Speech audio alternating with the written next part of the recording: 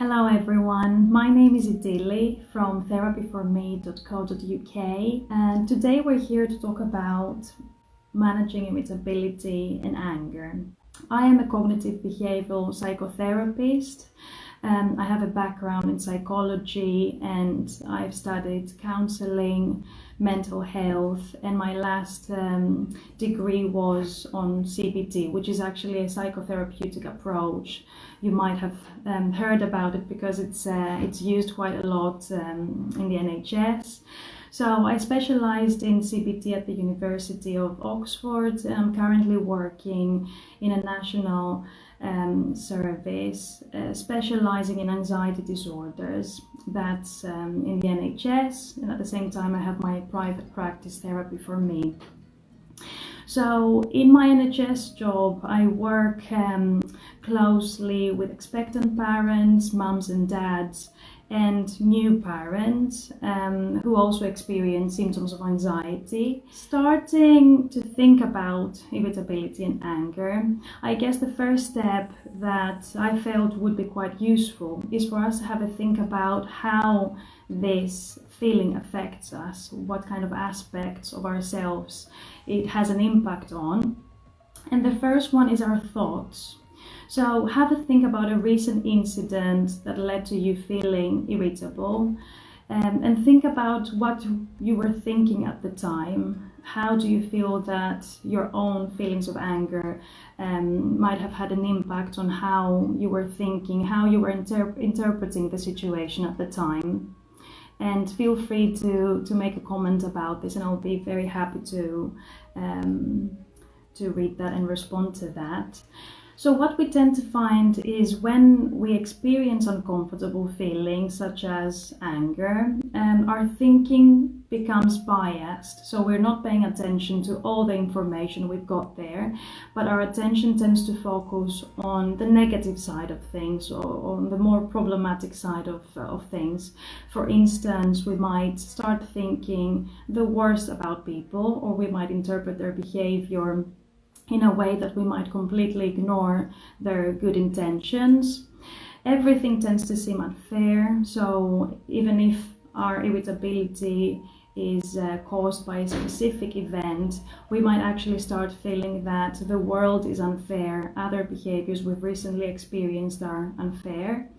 We make quick judgments, we might dwell on things that led to our irritability, and it's really hard a lot of the time to concentrate. Our minds sometimes go blank. So it's really important to recognize that our thoughts at the time are biased, and we shouldn't really be treating our thoughts as facts. It's important to understand that we might be making some mistakes in our thinking. And thank you for your comment. And someone says, I tend to personalize things that go wrong and blame myself. And that's a very, very frequent thinking, I guess unhelpful thinking style that we have when we get angry. We might take full responsibility, we might blame ourselves, and we might find it really hard to share responsibility with other people. So first area is our thoughts.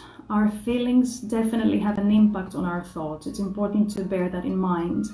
The next area is how we feel physically, how we feel in our bodies. So you can imagine that when we feel angry, we tend to feel quite tense. So we might have tense muscles, we might have an increased heart rate, start breathing faster, we might have tightness in our chest, or dry mouth, or we might start sweating. So and a lot of the time I hear people who get angry, especially if it's over a longer period of time, to start getting tension headaches or problems with their digestive system. So it's important to understand why our body responds to irritability in that way. And I guess all these symptoms are symptoms of the fight or flight response. I'm sure most of you must have heard of that before. It's an automatic response that's very, very natural, and it gets activated when we feel threatened. So it might be stress that leads to the fight or flight response, anxiety, or anger, because when we feel angry, we might also feel threatened, that we are responding to a threat in order to protect ourselves. So I'm wondering whether any of you ever feel distressed by the physical aspects of anger. Do you ever feel that you're struggling with, let's say, pains, aches, headaches, because of uncomfortable feelings that might be there in the first place? And we're going to talk about a couple of techniques a little bit later to address the physical side of anxiety and anger. And the last area that I would like us to focus on is the impact on our behaviors. So you can imagine how when we're angry, we are not going to respond in a situation in the same way as, when we are calmer or indifferent or less emotionally involved. So when we're angry, chances are that we're going to be more snappy, we might be more unkind, disrespectful, we might shout. Of course, our non-verbal communication will be affected. We might become more aggressive verbally, for some people even physically, throw things, slam doors. We will try to, the tension that we talked about when we talked about the bodily symptoms, we express it through our behavior as well. And other people can actually have the opposite response of withdrawing, of not saying anything, of crying because of the tension they experience, but not feeling able actually to verbalize that or confront someone. So some people might withdraw, they might bottle things up. So this is a more passive response that we are going to come back to in a few minutes. And when we blame ourselves, to go back to the comment that our friend made, we might actually attack ourselves by having unhelpful behaviors, by drinking too much, by smoking too much, for some people by taking drugs. So these behaviors are self-destructive, you can imagine how. But it's ways that people use, especially when they take responsibility for something and they blame themselves. So that's another area of how our difficult feelings at the time can affect us. It has a big impact on how we respond in a situation when we feel this way. So the question now is, would life be better without angry feelings? And I'm wondering what your thoughts are. Do you think that life would be better if we didn't feel angry? Someone else says here, physical symptoms, definitely a problem for me. I get very shaky and get angry at myself for being physically affected by anxiety. So I guess we are going to talk about thinking styles in a few minutes, but that's another very, very frequent one that I notice. And it goes back to how we talk to ourselves when we experience something distressing, something difficult. And we have the option of being quite critical of ourselves and blame ourselves for feeling a certain way, physically or emotionally. And we have the option of being kinder towards ourselves and compassionate towards ourselves and more accepting. And I guess when we tend to be critical, this might keep us sometimes a little bit stuck because we focus too much on things that we haven't done well enough, in our opinion, and we don't think about an action plan about how to relieve our symptoms in the future.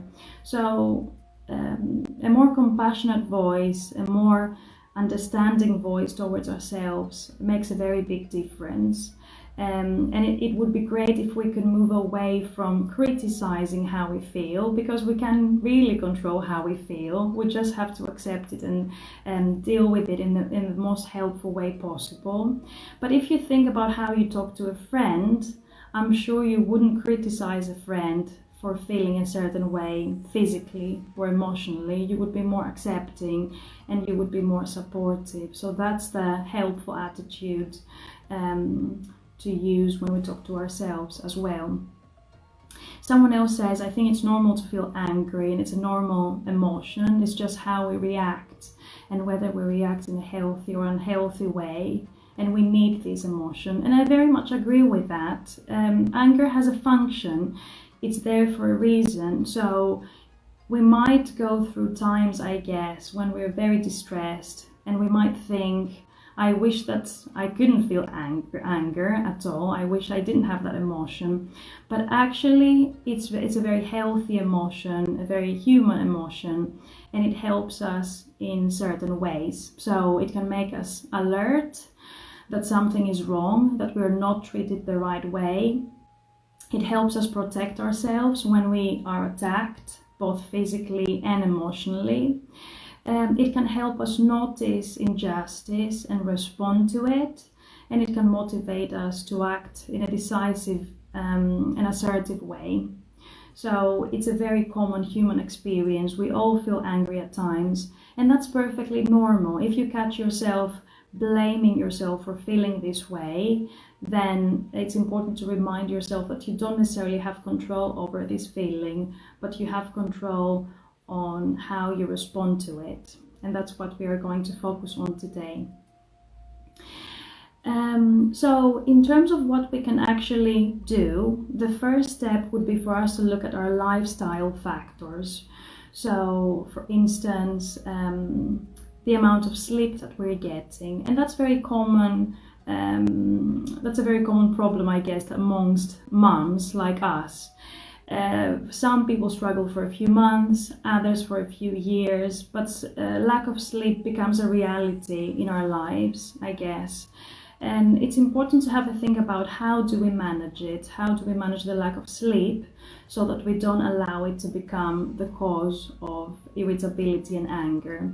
And how can we be proactive, if possible, to manage that in a more effective way? So I would like to hear what you are doing, what you have been doing as a way of managing the lack of sleep. If it's, of course, an issue for you, how do you tend to manage it? Do you ask people for support to look after your child in order to have a rest?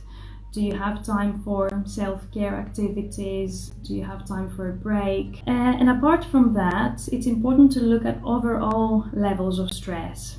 So what else is happening in your life that might be leading to feelings of irritability? Any transitions? Of course, motherhood is a huge transition in someone's life. So it's important to acknowledge that although it comes with very positive, exciting feelings, it always comes with stress, with worry, with guilt, with concerns. So motherhood can be stressful. But apart from that, what other transitions, what other changes are you experiencing at the moment that might be having an impact? Like moving house, for instance, or experiencing a change in your employment, in your relationships, experiencing loss. All these experiences and transitions are having an impact on you, a mild impact or a more severe impact, and it's important to be acknowledged. So stress levels, think about your stress levels and how you can manage them. Someone says, I notice broken sleep for me has a significant effect on my mood, but if this cannot be changed, what else can be done? So I guess that's when we need to use our problem-solving skills and have a think about, can we ask for help? Thinking about people who are in therapy and I'm working with at the moment, how they tend to manage that is through asking for some professional help. So if their child is experiencing sleep problems for a very long time and they don't have an established routine, they might use the support of a sleep consultant. But also it's about supporting each other in the family. Do you have friends that live locally or family members who can support you in terms of looking after your child so that you have a nap or a break? So we talked about sleep, we talked about overall levels of stress, and the other one that comes up a lot in my therapy sessions as well with people is the use of stimulants. Are you drinking coffee? Are you smoking? So nicotine and caffeine are the stimulants that we're using the most frequently. And interestingly, if we have lack of sleep, chances are that we are going to use coffee as a way of managing the lack of sleep. At the same time, coffee has the quality of triggering the fight or flight response. So depending on our bodies, I guess, and how they respond to caffeine, we can start feeling the same symptoms that we've mentioned before, symptoms that seem like anxiety or anger and irritability. So you can actually test things out. You can try for a period of time, let's say 3 weeks, 4 weeks. You can try to replace caffeinated drinks with decaf drinks and see whether that makes a difference. So I'm not saying blindly follow the advice, but it might be worth to test things out. Or for instance, having a coffee in the morning and then the rest of the drinks of the day are decaf drinks, and see whether that makes a difference on the quality of your sleep, but also your communication and your tension in the day. Similarly with sugary diet, again it can be unhelpful because it sends the metabolism into ups and downs, into that fluctuation that is not helpful. And also alcohol. A lot of the time we use alcohol to manage difficult feelings, but if we're running the risk of having behaviors that are not in line with our values because of drinking too much, then that becomes another problem that reinforces this vicious cycle. So think about these substances, coffee, smoking, alcohol, and sugar as well, and how much you consume, and whether you can test out limiting these. So lifestyle factors is important, because a lot of the time we might think that these feelings of irritability and anger come out of the blue, but actually they might be linked to another behavior, another habit that we have in the week. Another thing that I would encourage you to do is keep a diary of your feelings of anger, in order to understand a little bit better at which parts of the day do you tend to get more angry. Is there a certain part of the day, is it the end of the day that you might be more tired, for instance, that you get more irritable? Is it the beginning of the day because you might be feeling overwhelmed with all the responsibilities? It will be interesting to understand the patterns a little bit better. Patterns in terms of what can trigger your anger, what is it that triggers low intensity anger, and what is it that triggers very intense angry responses. So it might be helpful to even rate the intensity of the feeling to understand a little bit better what kind of behaviors, what kind of situations might lead to intense emotions, and what might lead to milder emotions.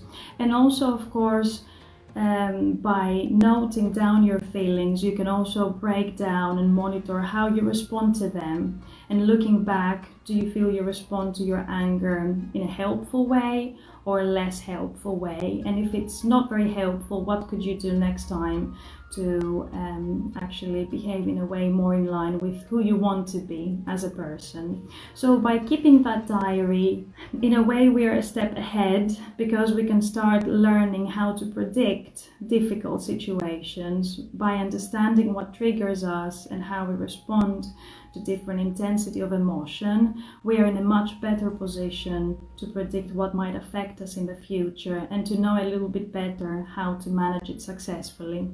So knowing our triggers and vulnerabilities is really important, and I've noted some questions that you can use to understand your tendency to get angry a little bit better. For instance, do you get angry when others don't appear to be listening? When you feel threatened? Do you feel angry when you make a mistake? When others make mistakes? Do you get angry with particular people, and what is it about them that triggers your irritability? What can we do to respond to the physical aspect of anger and irritability. So we talked about the fight or flight response and how this can lead to very distressing feelings. Some people that I work with therapeutically, they might start getting worried about the physical aspect. They might start getting worried about the fact that they can't breathe very well, or that their heart is beating very fast. So it's important to use relaxation as a way of being able to let go of that tension. And I guess this can take different shapes and forms. You'll have your own favorite activities that you can do to relax. For some people it can be a long bath, or reading, or exercising, or watching something relaxing on TV, or talking to friends. It's really, really subjective. There's no right or wrong thing to do to relax, as long as it works for you. And apart from the more, I guess, informal ways of relaxing, there are also some formal practices, and the most common ones that we tend to use are progressive muscle relaxation. So this is a set of exercises that you can use to tense and then relax your muscles. And the other type of exercise is controlled breathing, so trying to slow down your breath, trying to regulate how you breathe so that the whole system calms down. I would encourage you to have a look if you feel that you have tension in your muscles, which might lead to pains in your body. Maybe you can look up on YouTube progressive muscle relaxation exercises, and you can practice them a few times and see how you feel. And if you're struggling more with palpitations and fast breathing, maybe you can try controlled breathing exercises. We always encourage people to use these exercises very frequently, and try to turn them into quite a strong skill that they can use when they feel anxious or angry. I understand that the time that we've got is limited to sit down and have time for self-care activities, but even if you do 5-10 minutes a day, or every other day, it would be really, really helpful, and it would be a start towards addressing something that can be distressing. Now, when it comes to our difficult thoughts or angry thoughts, what can we actually do to challenge them, to make them a little bit milder and more manageable? We can use a set of questions to ask ourselves in an effort to challenge our thoughts and identify these biases that we talked about in the beginning of the talk today. So every time we have angry thoughts, we can ask ourselves questions such as, is there another way of looking at the situation? What would someone else do if they were in my position? Or what would a good friend of mine encourage me to do in that situation? What's the worst thing that can happen, and what are the chances of that happening? Will this matter in 5 years' time if I look back? Or do the costs of getting angry outweigh the benefits? So these are some questions that it might be really, really hard to use in the situation, and it takes a lot of practice, but initially you can start using them straight after or soon after a situation that you've experienced intense or less intense irritability and anger. So soon after, if you keep that diary, if you start writing down your feelings and thoughts, it's then the next step you can take is challenging your thoughts. Try to look at the situation from an alternative perspective, which might be more helpful and less biased compared to the perspective that you're adopting at the time. We talked about thinking and helpful thinking styles that we have.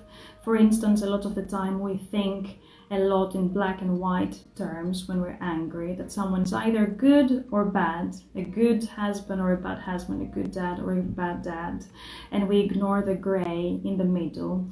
Or we might overgeneralize. We might take a behavior that we're not happy with and end up putting a label on the actual person who had that behavior, thinking that they're unkind, irresponsible, when we actually are really referring to one behavior, one action that we're not happy with. So it's important to be aware of these thinking patterns, because they can actually make our anger more intense, and they can make it last for longer as well, and that's why they can be really unhelpful. I'm sure you would agree to that. A lot of the time when we're angry, it's because our own expectations haven't been met.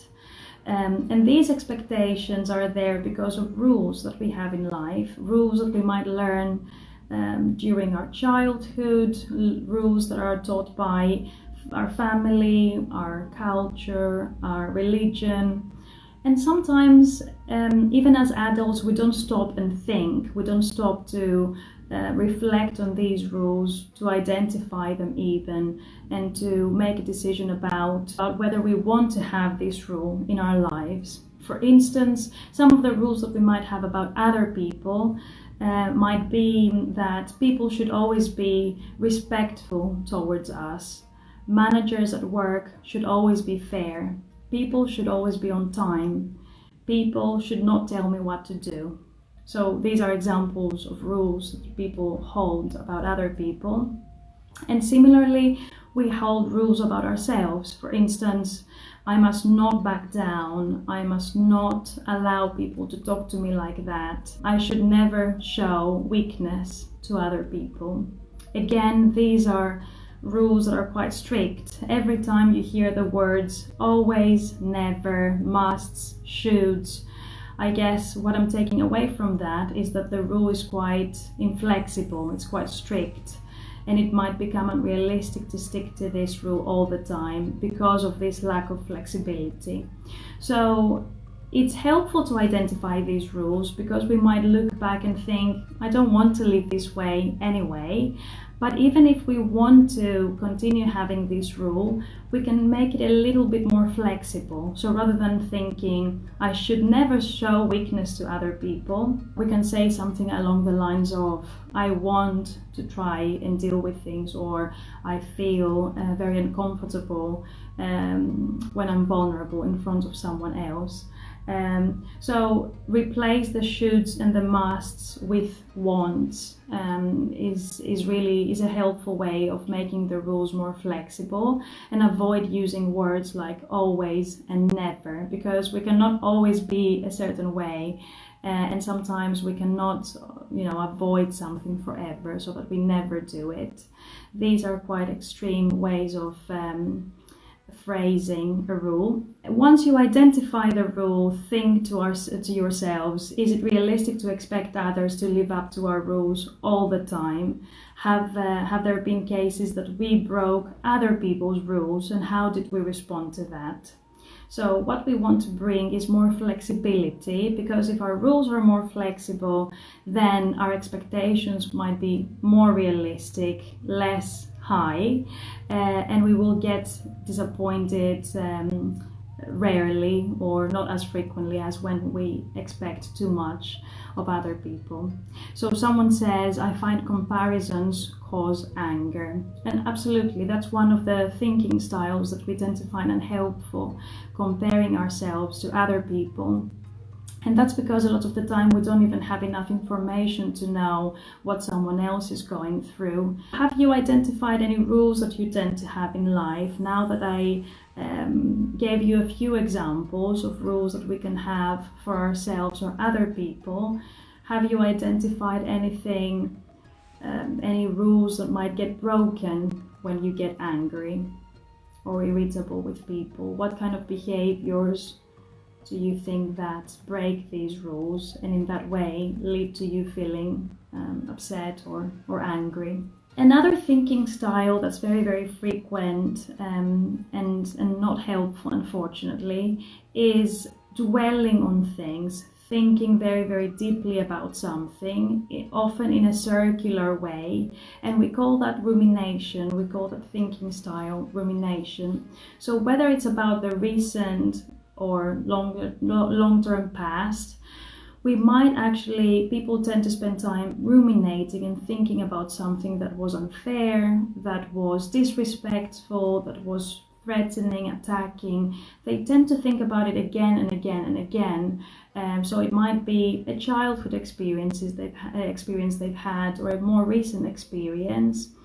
going back, revisiting something, replaying something in our minds again and again and again doesn't tend to be helpful. It tends to make the anger again last for longer, and it tends to be really harmful and traumatic, revisiting something that was really difficult. And so it activates again the fight or flight response, because our brains are not very good at making distinction between what's happening now and what's happening in our imagination. So if we replay a certain experience, or if we bring back images that are distressing, chances are that our bodies are going to respond to them, and they might activate the fight or flight response again. So have a think about where your attention tends to focus on. One thing that it was important to note is that we can intervene and manage our anger when it's not very intense. So the more intense our anger is getting, the less realistic for us to intervene and manage it in a helpful way. So I don't want you to feel disappointed if you feel very angry and you don't manage to control yourself, to control your behavior, because it's really, really hard. It can be unrealistic to have a helpful approach when we're too angry, when our feelings are too intense.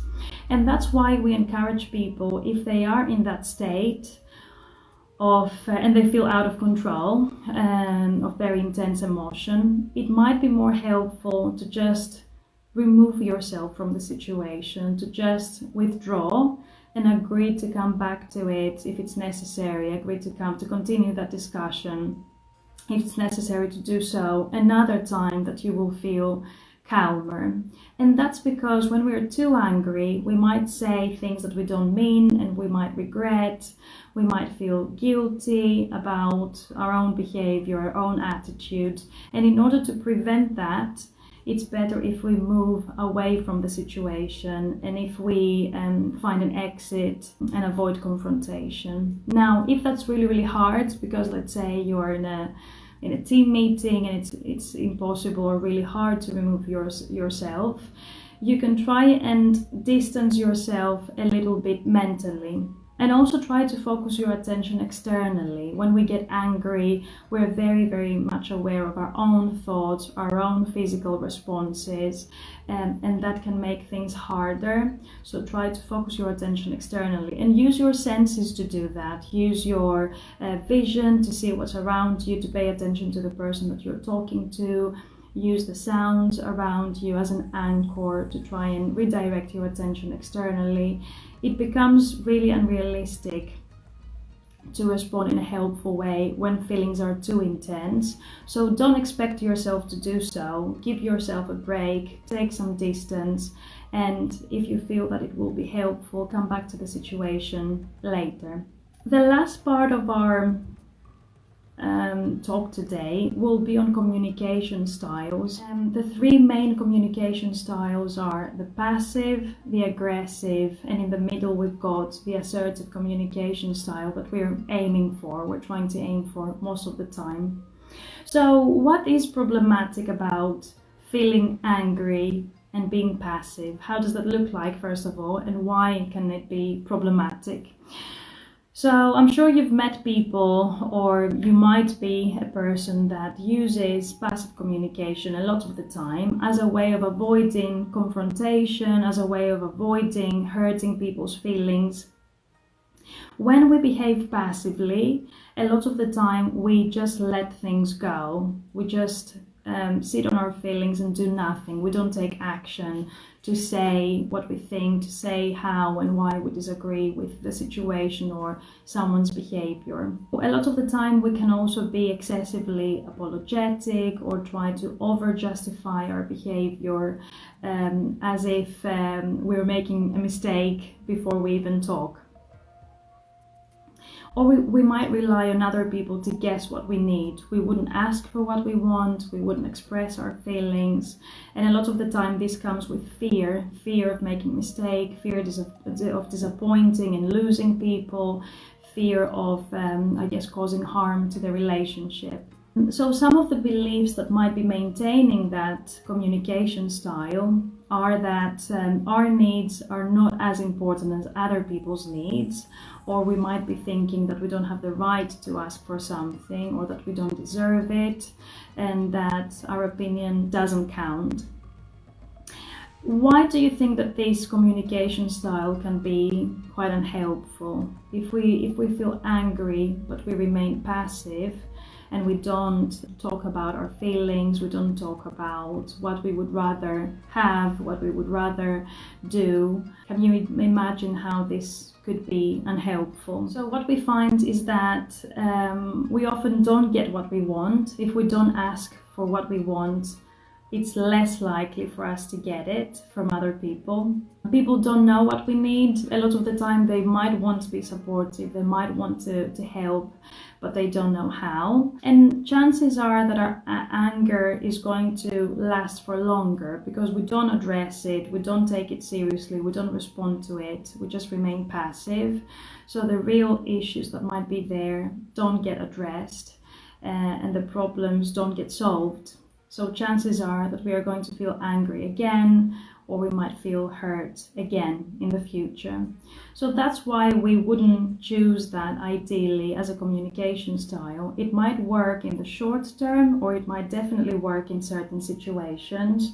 So for instance, if our friend that we're angry with or our partner is back home after a long day at work, it might make sense to have a more passive communication style because it doesn't seem the best time to interact, to start a serious conversation.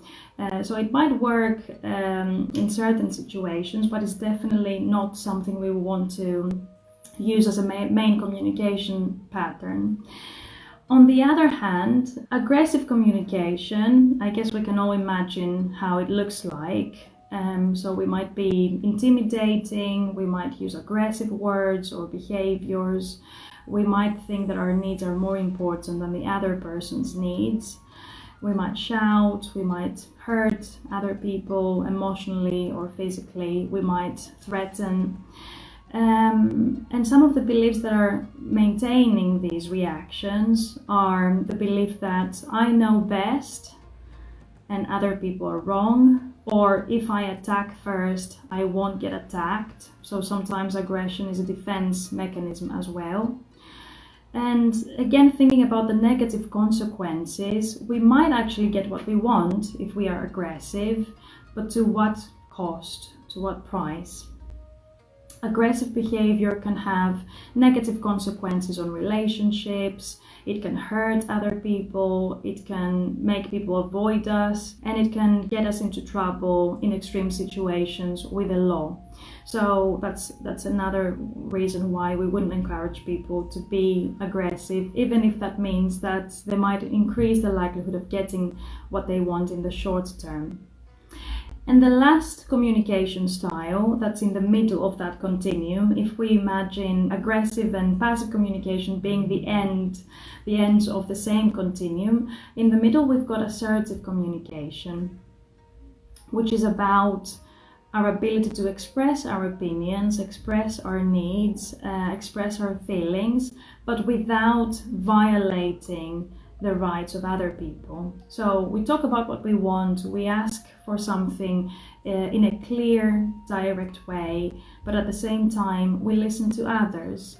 We are taking their concerns, their thoughts and feelings seriously, and we treat them with respect. In terms of how we can be more assertive, I know that this is a very big discussion and people come to therapy to learn to be more assertive, and this can take practice for quite a long time. But someone mentioned saying no before, and that's a very, very important way of us to be assertive and to set our boundaries with people. Also, when you say no, try to notice whether you try to over-justify your behavior. Do you say too much to try and make people understand or help people forgive you for the fact that you say no? Or do you excessively apologize for the choice to say no? If you do, try to take a step back. You don't need to over-justify, you don't need to apologize more than once. Try to keep it short, and clear the message that you want to give to the other person when you say no. Try to be specific, try to be clear, and of course it's important to think about the non-verbal behavior and to try and stay calm throughout the discussion with someone. So if I give you 3 words for you to remember, these will be fact, feel, want. So if you want to give someone feedback, it's important to talk about a specific fact, a specific behavior that's led to you feeling a certain way, rather than generalize or make assumptions that can be really unhelpful, because it then leads to the other person being defensive and not being able to listen and being open. Then state how you feel about the behavior using I statements, so I feel rather than you made me feel. And then state what you want, again being specific in what you would like to happen next time in order to avoid confusion. So fact, feel, and want.